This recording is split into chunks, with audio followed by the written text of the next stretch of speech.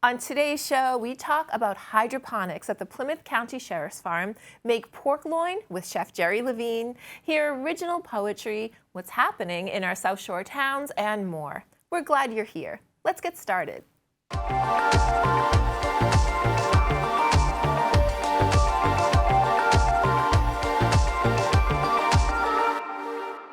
To build a sustainable future where all humans have access to fresh food, we must use efficient growing methods that optimize resources like water, nutrients, and space, like hydroponics. We went on the local scene to the Plymouth County Sheriff's Farm.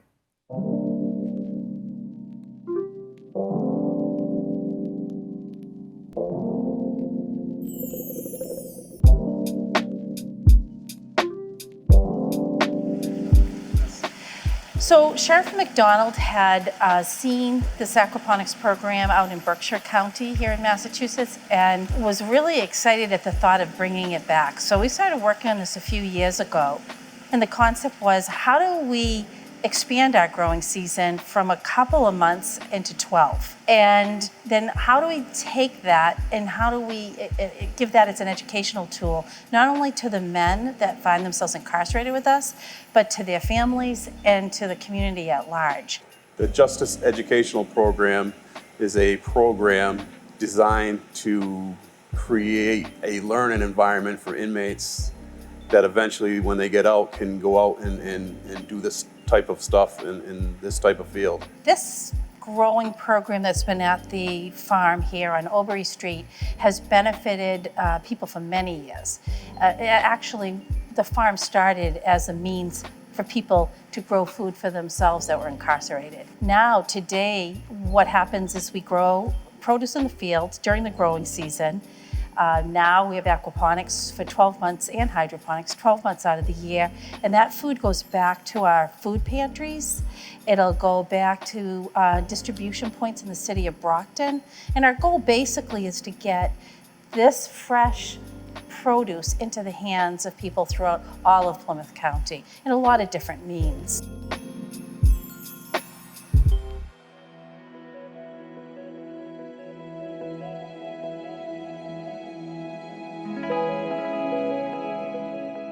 So this is a 650-gallon fish tank that holds around, we've got about 60 tilapia in this right now. The tilapia actually fertilize the lettuce. The fish give out 10 nutrients that are beneficial to the lettuce. There's only 2 nutrients that they don't give out, which would be potassium and iron. So the fish produce everything else that sustains the lettuce. So the tilapia was chosen by Hundred Gardens, who works with us because of the pH balance and the contribution that fish actually makes. But at some point, the fish will be harvested. And we're working with a nonprofit who will then turn that into food.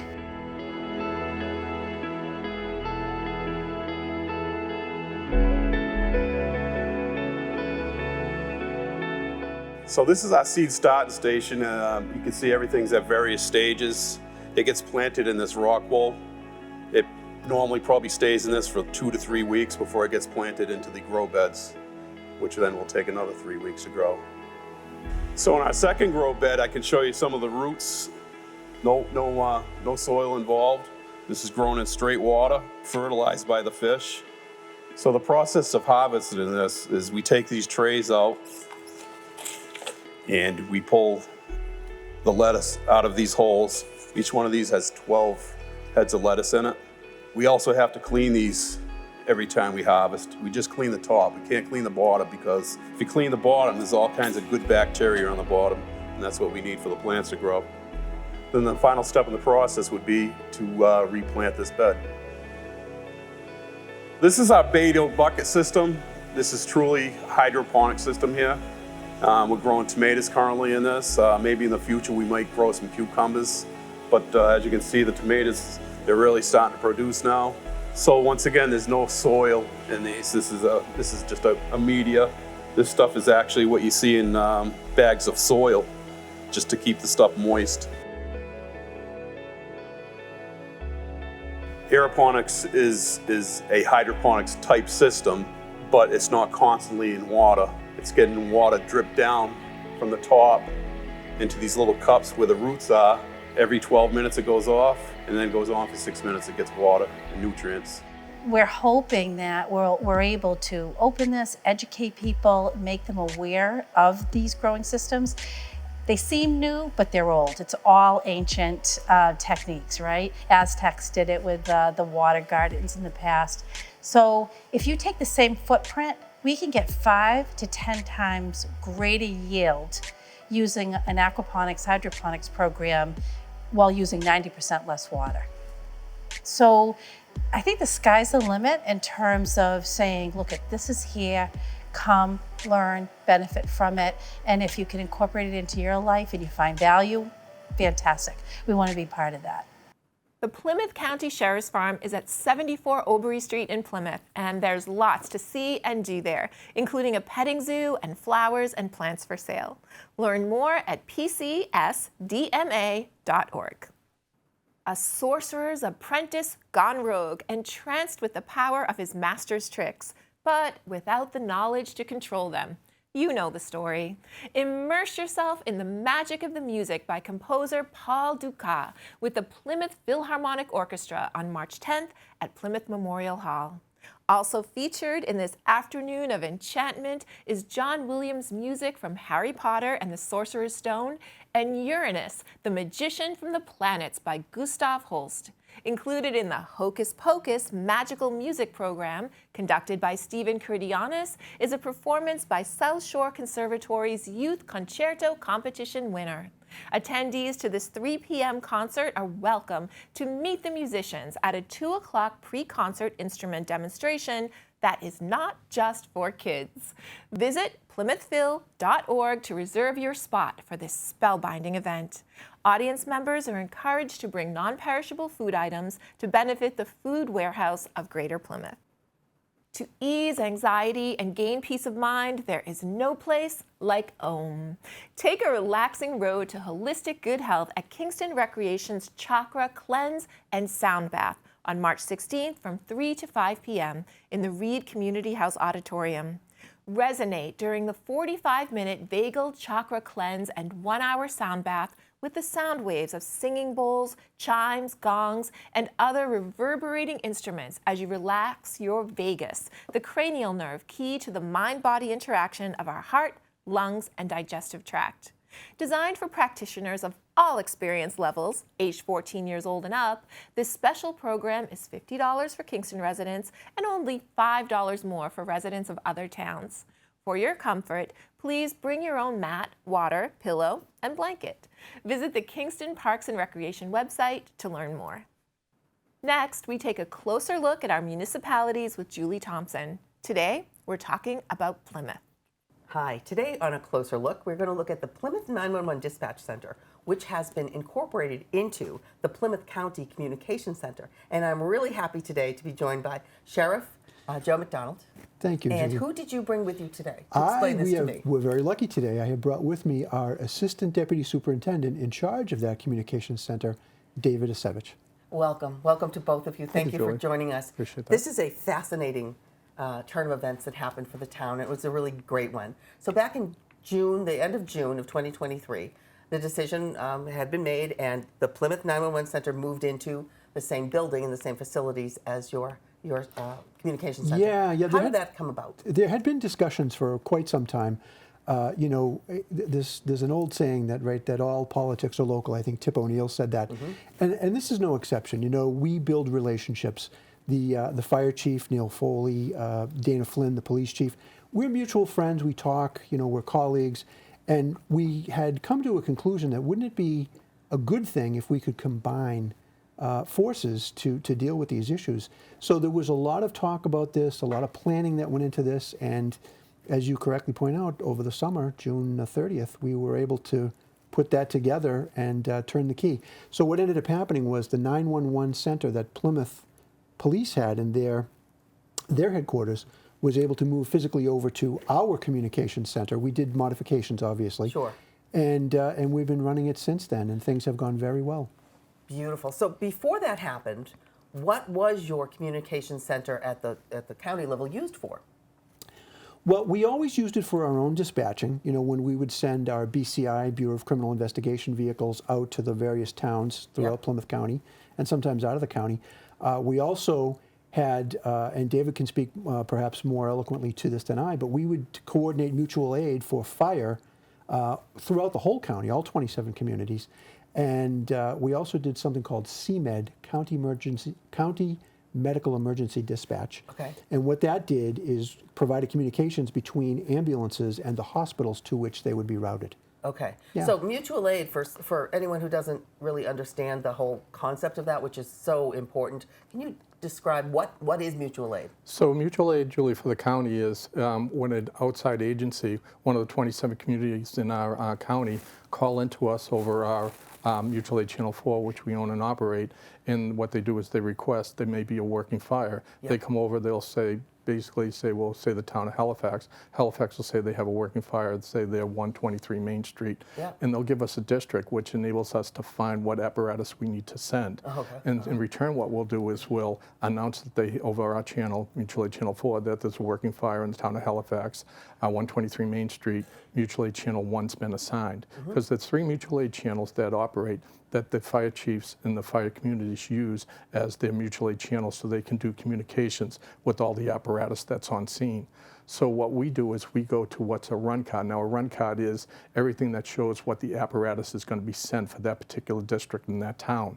And we send all the apparatus, whether or not it's an engine, a ladder, a tower, or an ambulance. Okay. And we send that off and we reiterate to the towns, can you provide, Plymouth County Control to Hanson Fire? Okay, Can you right. send an apparatus? So it's really backup. You're coordinating the equipment that needs to go to the event that's happening. But Correct. you also have to make sure that the towns that you've pulled anything from have backup. They have backup too. A lot of times what will happen is we'll have to provide station coverage for them Okay. because they utilized everything they had to come to the fire. Got it. Okay, Yeah. so that's what mutual aid is. So you've been doing that all along at your communications center. Correct, yeah. Okay. Yeah. So now you've added in, so you're still doing that, and you've added in the component of having all the Plymouth 911 calls come in. Correct, yeah. Correct. Okay, perfect. So obviously seconds count, and I know that we all hear it that 10 seconds can make the difference. What is the actual time difference now that you've had a year to kind of, well, not quite a year, but you've had 9 months or so to look at this between before when 911s were at the Plymouth Police Department and where they are now? So what we've done for the town of Plymouth is before the call would come into their PD, Yeah. 911 call, in return what they would do is they would transfer it to the fire station, Yep. who has to send it to Brewster, Brewster Ambulance, which is a privatized ambulance service for the town of Plymouth. Yep. So in return, that had a time of sometimes of over 2 minutes. In return, what has happened is now we get it right there at our 911 center. And what happens here is we have, say, a call taker with 2 officers that are on PD and 2 officers on fire. Yeah. The call taker takes that call. The other 4 officers that are in place will silent monitor that call. In return, they have what's the address and everything that they need in a chief complaint. They have what's called the software Red MX, which shows exactly what they need to dispatch. And they'll come over the air and they'll just broadcast what's needed. Yep. And in most cases, Julie, we have that, no more than 68 seconds. So the cutoff time has been, what it's doing is this huge. So is that when they're dispatched or when they actually arrive? No, when they're dispatched. Okay. They're dispatched within 68 seconds. And they're dispatched obviously from the nearest possible location of wherever the event is taking place. Correct. So Okay. there's 7 firehouses in the town of Plymouth, Right. and there's an ambulance stationed at every station. So geographically, we pick the one that's closest to the Sure. address. Okay. So the response time's less. Yeah, and it's interesting to note, Plymouth is the largest community in the Commonwealth Yeah. geographically. Yes. So it can be, historically it's been a challenge. It continues to be, but we've been able to cut that response time in half. Which is amazing. Okay. How many calls per day on average come into the 911 center? So right now, the 6 months that we've been into it, we've had 515 ambulance calls. Wow. So on any given day, Julie, it can be different.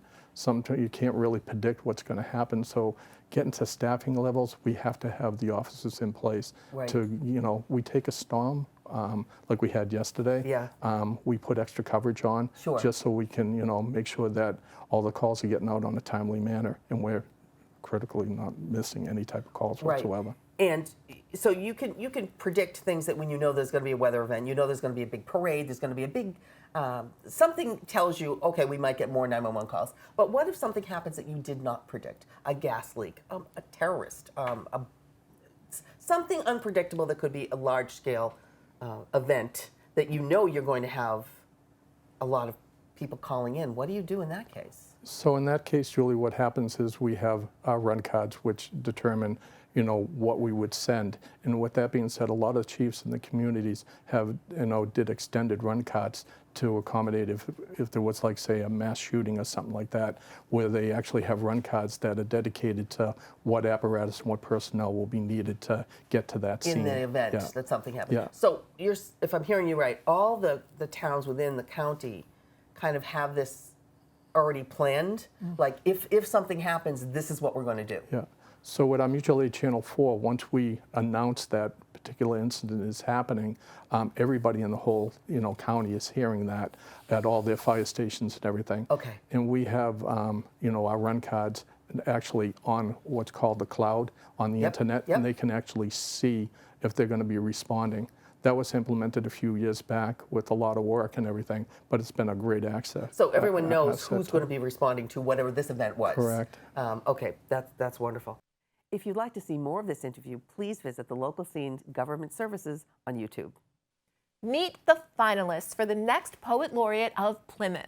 On Thursday, February 29th, join America's hometown laureates as they welcome finalists Bill Arienti and Miriam O'Neill, each of whom will read their original work, which will include a special piece written about Plymouth. A 5 p.m. cocktail reception in Gainsborough Hall will feature hors d'oeuvres and a cash bar, followed by the 6 p.m. presentation in the Maxwell Theater. The event will also include a farewell ceremony to Stephen Delbos, our esteemed and first Plymouth Poet Laureate. This event is free and ADA accessible. For more information, email hometownlaureates@gmail.com. Get your Friday mornings off to a good art by practicing the craft of linoleum block printing. The Art Complex Museum in Duxbury is offering a 6-session hands-on workshop from 9 a.m. to 12 p.m. beginning March 15th. Instructor Sally Dean will guide you through the steps of block printing, beginning with the often meditative process of designing, carving, and creating plates. You'll then print your own designs using hand printing techniques and working on a press. Projects will include small prints for cards and fabric, as well as a larger, more in-depth piece. Registration is required, and the workshop fee includes all materials, but the sketchbook you are asked to bring. To register and learn more, visit artcomplex.org. If you're a local voice talent ready to take the stage and the world by a storm, Tolson's Tap and Tavern is the place to be on Mondays, March 4th, 11th, and 18th for the Voice of Pembroke 2024. The qualifying events are an opportunity for diverse music lovers or just some fun nights out. Audience can enjoy all the talent with no ticket required. These 21-plus singing competitions will culminate in a fantastic ticketed finale on March 25th. Visit the Eventbrite page to plan your night. Beginning March 13th, the Kingston Council on Aging will host a veterans group on the second Wednesday of each month. Facilitated by former Army Captain Rick Vino, this discussion group will be available to male and female veterans who have served any role in any branch of the military. The goal of the group is to provide service members with a comfortable place to discuss their experiences navigating civilian life and explore common bonds. Registration is not required. For more information, call the Senior Center at 781-585-0511. Here's some news from Duxbury Free Library. Immerse Yourself is a new initiative from the Duxbury Free Library and our partner organizations, the Duxbury Senior Center, the Art Complex Museum, Duxbury for All, Massachusetts Audubon, Duxbury Schools, and the local bookstore Booked. Together, we are creating programming around a town-wide read of a single book. This winter, we have chosen Better Living Through Birding, Notes from a Black Man in the Natural World by Christian Cooper. Cooper's memoir includes his experiences as a Black man in worldwide birding communities, his creation of the first gay storylines in Marvel Comics, and what the wonderful world of birds can teach us all about life. Some programs that are planned include a book conversation at the Duxbury Senior Center on Thursday, February 8th at 1 p.m., an Audubon Society family bird walk through Tidmarsh Wildlife Sanctuary in Plymouth on Saturday, February 10th at 10 a.m., a talk about responsible bird photography at the Duxbury Free Library on Wednesday, February 21st at 6:30 p.m., a presentation about the history of Marvel Comics at the Duxbury Free Library on Saturday, February 24th at 2 p.m. These are just a few of the Immerse Yourself programs we are offering, and we will be adding more from now through the end of March, so check back often.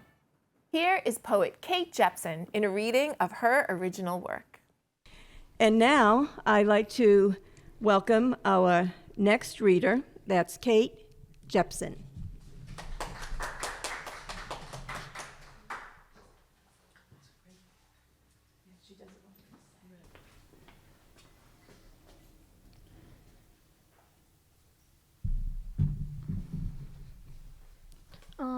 Hi, I'm going to be reading one of my poems I wrote called She Goes Underestimated.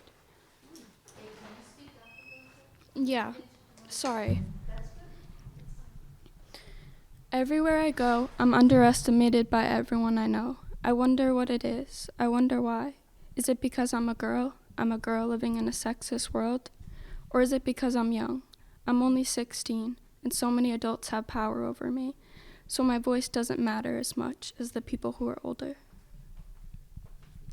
I wonder what it is. I wonder why. I'm a strong and independent woman with a powerful voice, yet it's not always heard. But everywhere I go, I keep surprising people with my strengths. I surprise them with all I can do, all I know and say. I surprise them all in every way, because I'm just a girl. I'm just 16. But I'm capable of doing anything, yet they continue to underestimate me.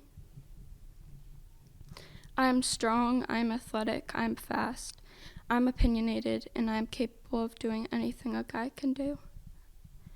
I am smart and knowledgeable, I have a lot on my mind, I have a lot of opinions, I have a voice, and I will use it. They may not always listen at first, but I always find a way to catch everyone's attention. I always find a way. Anything I do, anything I say, I'm capable in every way. They underestimate me.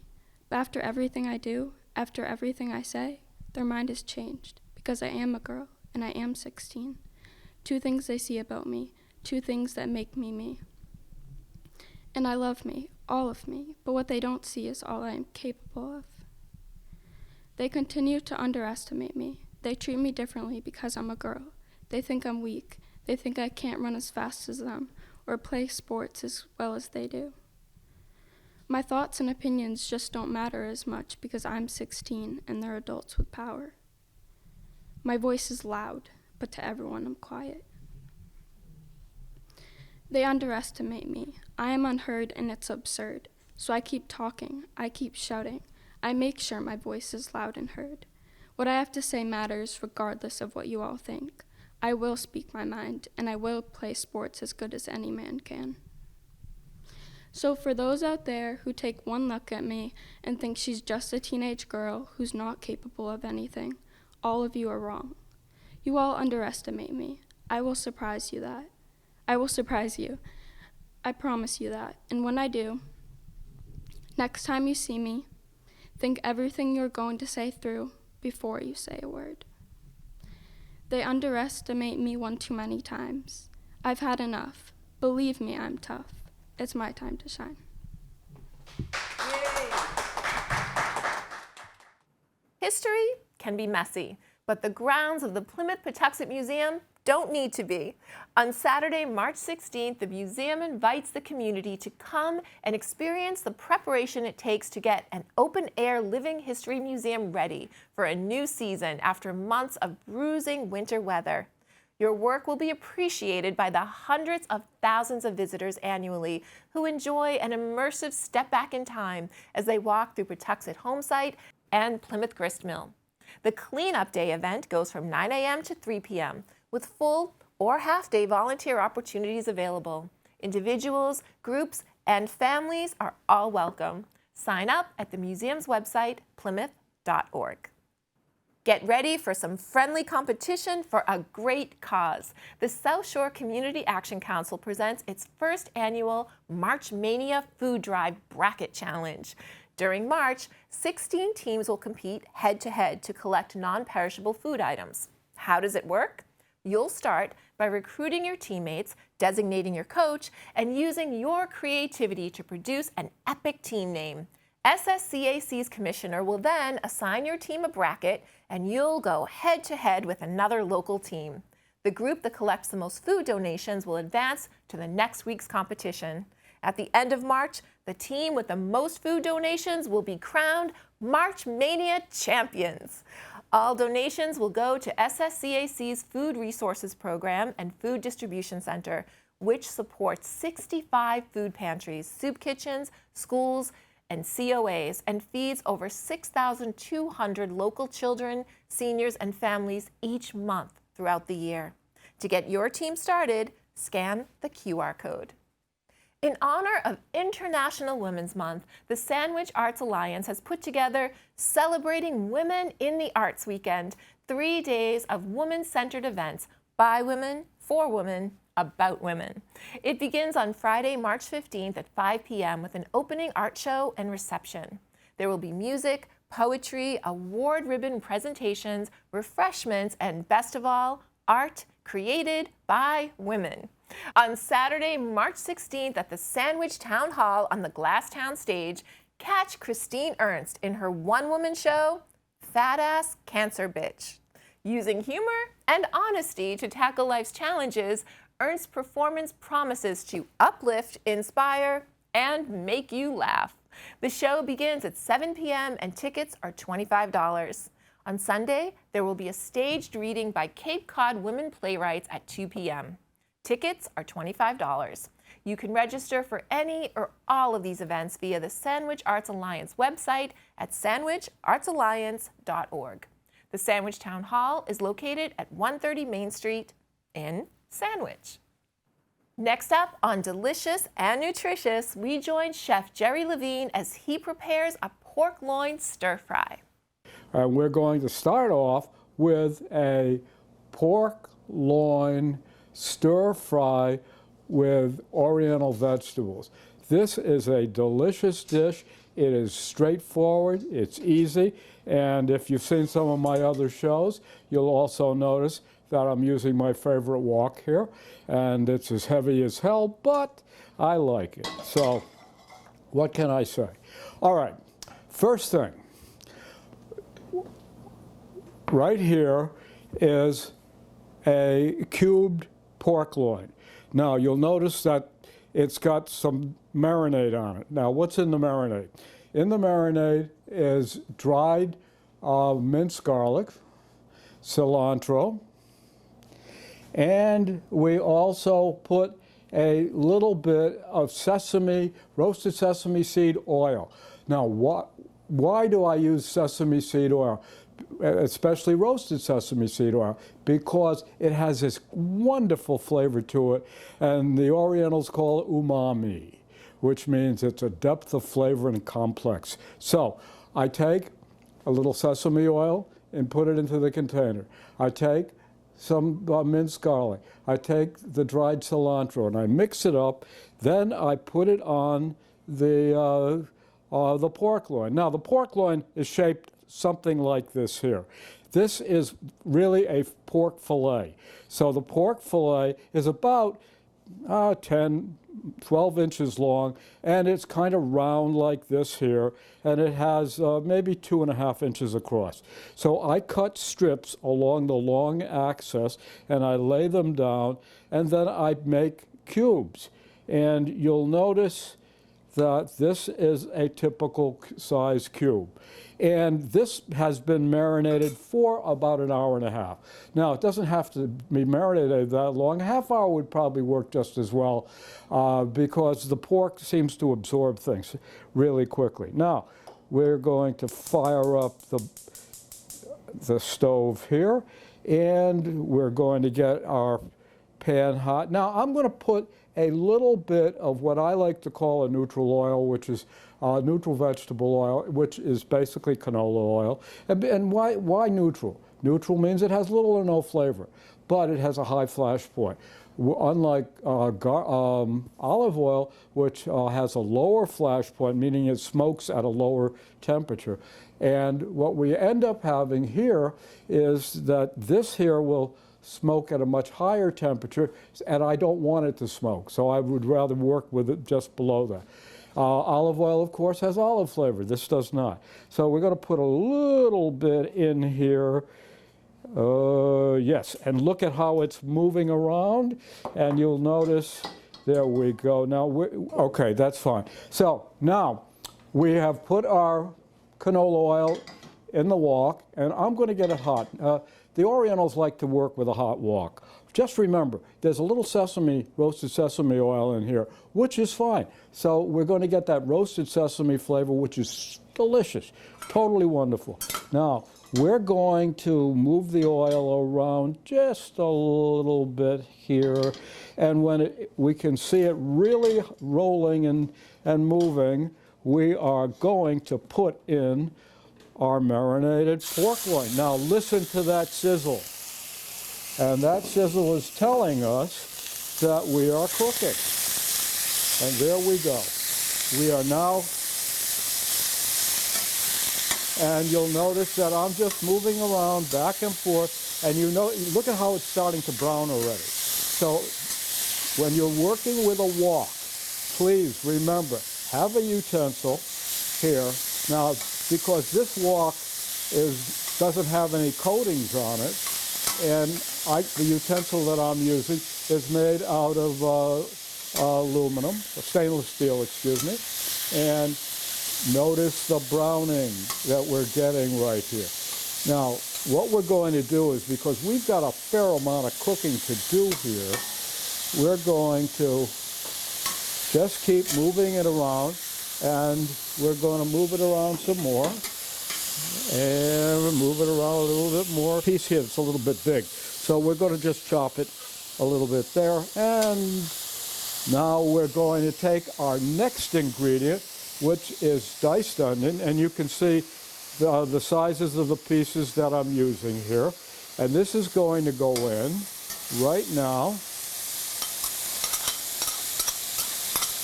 There we go. It's in there. And we'll put that off to one side. And what do we want to do with the onion? We just want a little bit of color on the onion. We don't want it to get overly colorful. But notice what's happening with the pork. See the color we're getting here? That is umami. That really makes it really taste good. So we are working away here, and as soon as we get a little bit, what I really want to do is I want to soften the onion. And the onion is going to take a little bit longer to cook than the other things that I'm putting in here. So we're going to just let this sit for a second, and I'm going to take out sliced bamboo shoots. And these have a really nice amount of texture. We're going to put that in next and get it in there. There we go. That goes back there. Next thing we're going to do is sliced water chestnuts. Now, if you can't, and these come in a can about the size of a tuna fish can. Now, if you can't find them sliced and they're whole, they're easy enough to slice them by themselves. So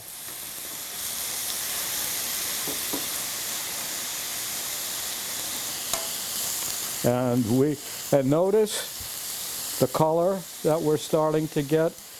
It's getting a little more intense. Now, just to do a quick check, we're going to take, and I cut one of the pieces in half, and I'm looking at it, and we're almost cooked through on the pork, which is really good. So, next thing I want to do is I want a little bit of liquid. And the reason I want liquid is because I want to cook broccoli. And broccoli really needs some kind of liquid when you're cooking. So, we're going to take a little bit of low sodium chicken stock. Always use the low sodium. And we're going to put some in there.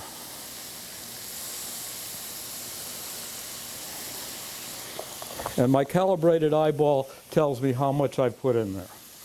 So the next thing is going to go the broccoli.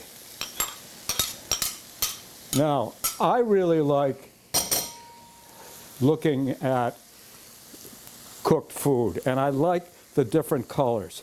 So now what do we have here? We've got the green of the broccoli. Now this broccoli is going to turn really vividly green in a few minutes.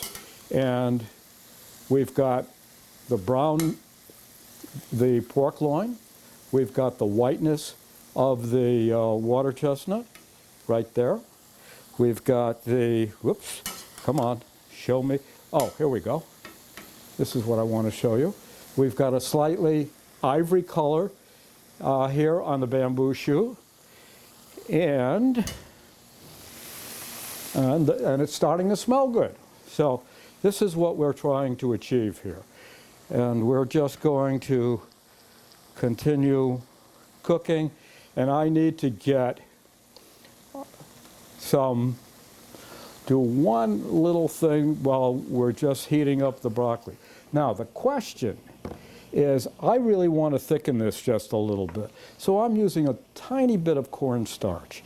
And the cornstarch, if you're going to use cornstarch, you really need to use it in a cold liquid.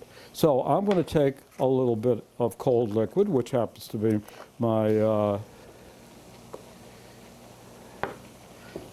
low sodium chicken stock, and we'll put that over there and that goes there. Chopsticks. How does one use chopsticks?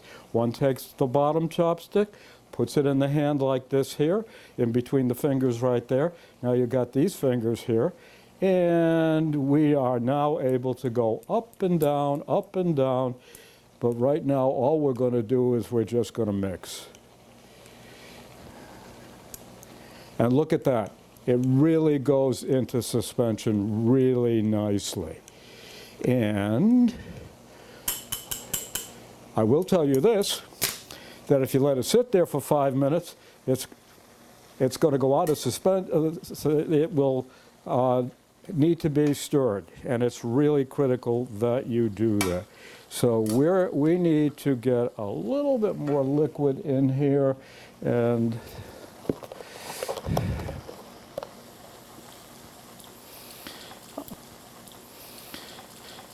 broccoli hasn't cooked enough right now, so we're just going to use a little bit more time. But let me tell you what we've got here.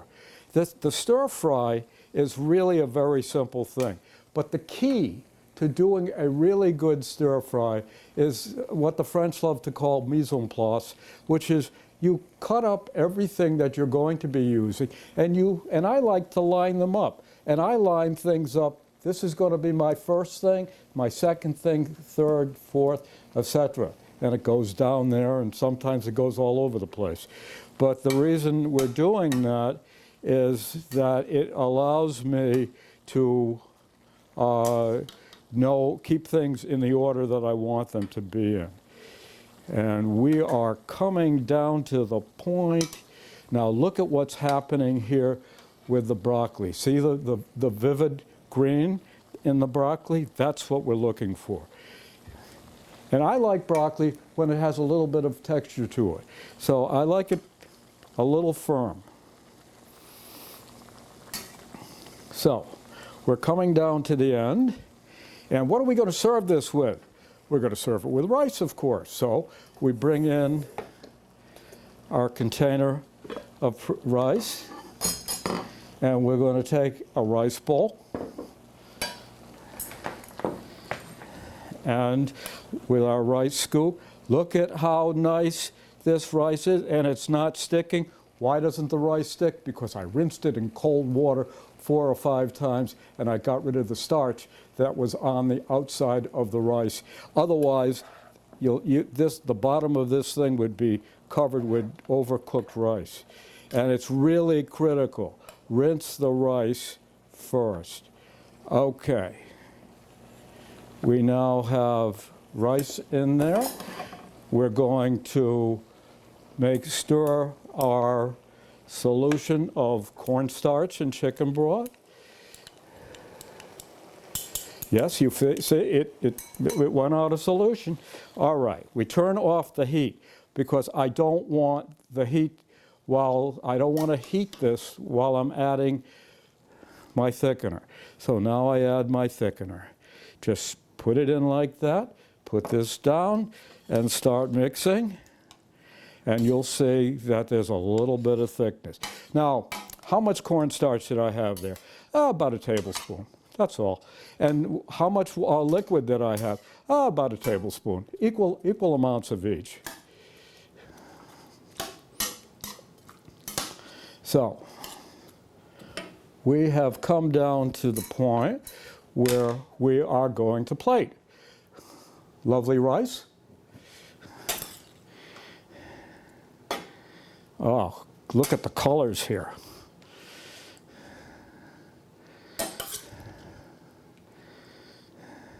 Notice that I am taking broth and putting it on there. Now, if you want, and you feel like you want to spice this up a little bit, you can put a little Szechuan peppercorn in there, or you can just have it the way it is. Now, notice what I'm doing. I'm getting my chopsticks ready so I can eat. Now, the Orientals will pick something up and they'll put it in their mouth. They will also, when they get to where the rice is, they'll lift the bowl and they'll kind of push it into their mouth. If they're using noodles, they just kind of suck it into their mouth. This is it. This is a pork loin stir fry with Oriental vegetables. And that, my friends, wraps what's good and good to know this week on The Local Scene. Thank you for watching. We'll see you next time.